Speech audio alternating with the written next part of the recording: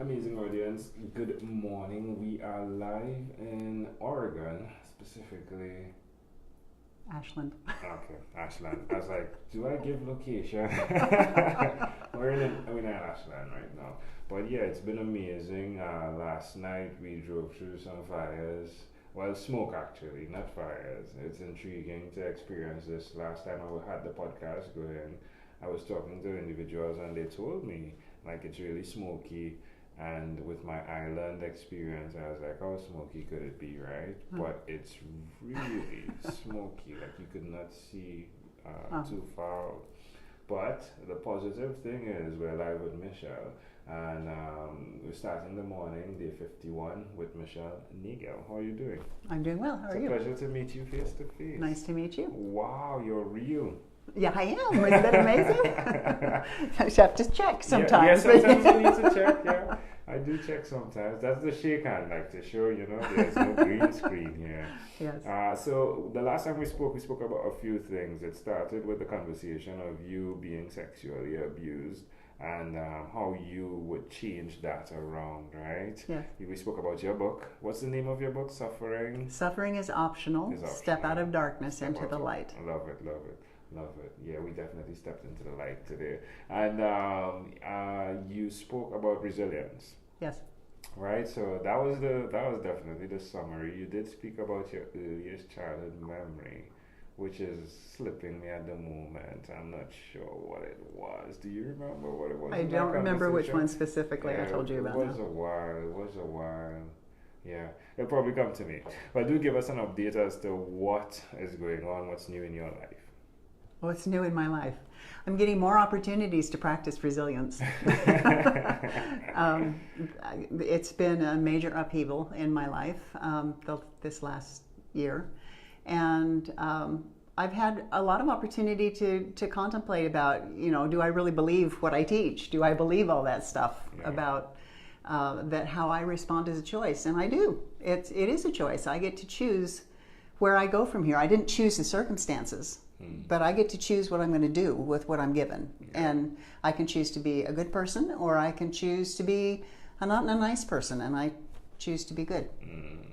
So resilience, explain that to me. Explain that to us, please.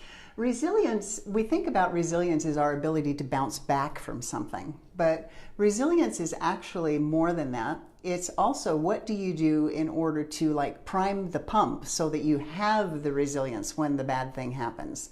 And so resilience is a practice that you kind of store up your energy batteries. You fill up your energy batteries, and you do that by taking time each day to be mindful, to breathe into your body, to take the deep breath in and to breathe from your heart. And yes, I know the lungs and the heart are not connected to each other in the way that we think that, there's not actually, the heart's not going, but with this. But when we breathe through the heart, then that takes us out of our head.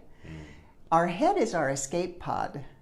When we are children, we are complete sensory beings, and we get to feel everything. We feel all of our emotions, and it's overwhelming. So we got to figure out, where do we go from here? So we go over to our head, so we don't have to feel everything in our body. The only problem is we get stuck there, and we forget that we're supposed to go back into our body, because the most important things in life are experienced from the heart, not the head. That's beautiful. Amanda and I was having a conversation yesterday about the lies we sometimes tell ourselves, the fine line between that and procrastination. Procrastination looks like, I wouldn't do that thing now.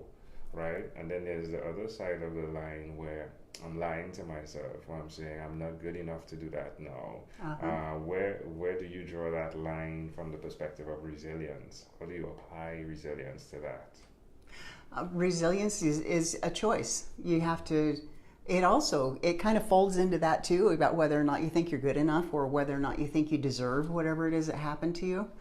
And resilience is, the most important part is where you accept 100% responsibility for yourself. You can't say, it's your fault, I feel this way, it's you did this to me, because I feel the way I choose to feel. It's a choice. And even in any circumstance, we have that much time to make a choice on how we want to respond. And so while I can't choose the circumstances, I can choose how I respond. And that's the greatest gift that we've been given as human beings, is our ability to choose. Yeah. Where's the best place for people to connect with you if they want to, if they understand the concept of resilience or want to understand that? Where can they connect with you? My website is www.isoulshift.com. So isoulshift.com. Wonderful.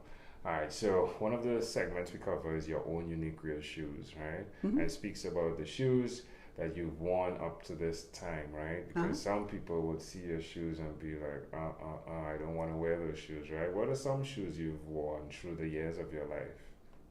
Some shoes that I've worn. I've worn victim shoes. I've worn powerful shoes. I've worn, depending on what I've done with my life, I've been a mother, I've been a wife, I've been a single mother. I've been all of these different things throughout my life. But in those shoes, I get to choose what pair I want to put on. And some of them are kind of tattered and worn and not very comfortable. And the ones that I find the least comfortable are the ones that where I get to blame everybody else for how I feel. Yeah. That's an interesting metaphor, though.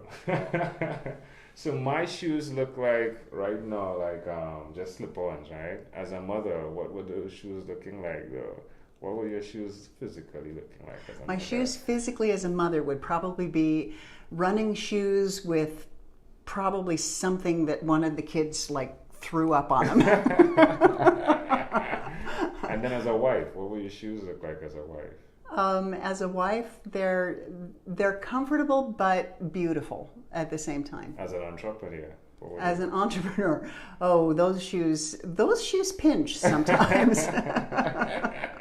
That's fascinating. Do you have any regrets from that time to now in terms of the decisions you've made, the shoes you've worn, the track you've walked? Do you have any regrets?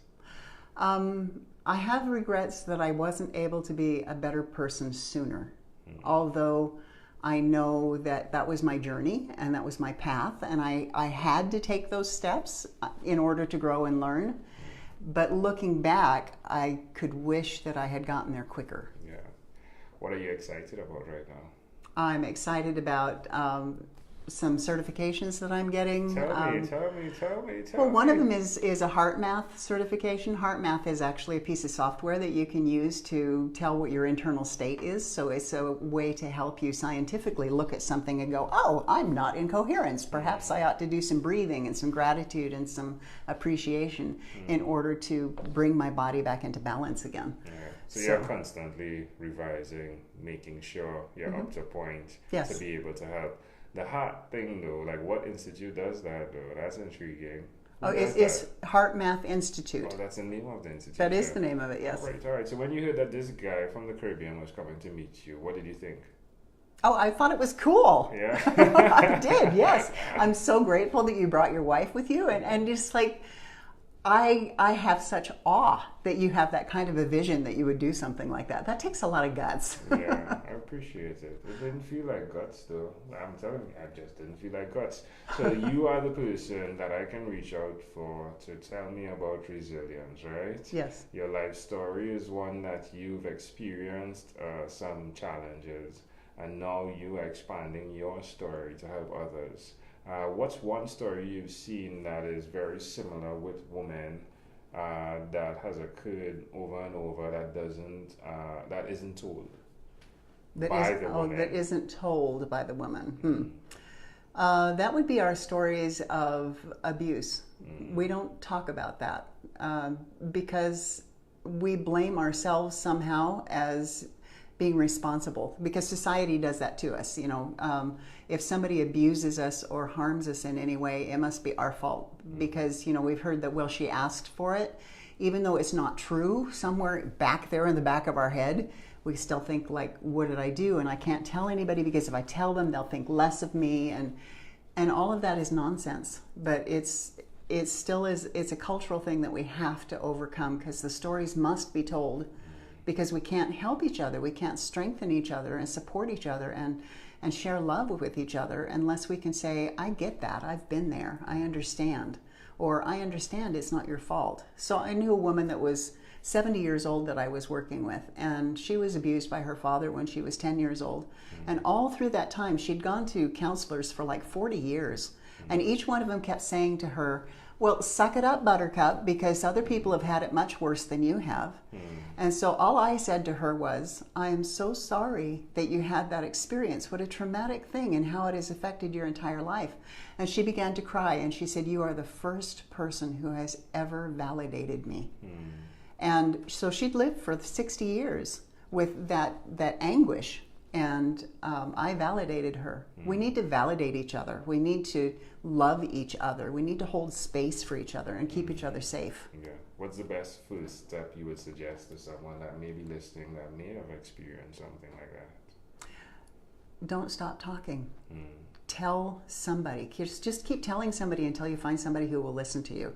Not in a whiny sort of way, like, oh, feel sorry for me, or, not that way, but as in, we can't heal unless somebody validates us. And so find somebody. I'm a safe person, come to me, tell me, I will listen. And find somebody who will listen to your stories and validate you. And that will help you heal. Love it. Well, let me go once again. You heard it live from Michelle Nagel. Michelle, this is a great pleasure. Before you leave, is there anything else you'd like to share in closing? Yeah. Just remember that each one of us is unique, each one of us is important, and each one of us is here for a reason. Love it. Michelle, this was a great pleasure. Thank you for being on What is Inspired by 12-Minute Convos with Thank Angela you. Jones. Boom. Did you have fun? I did. This is great. It's important. Love it.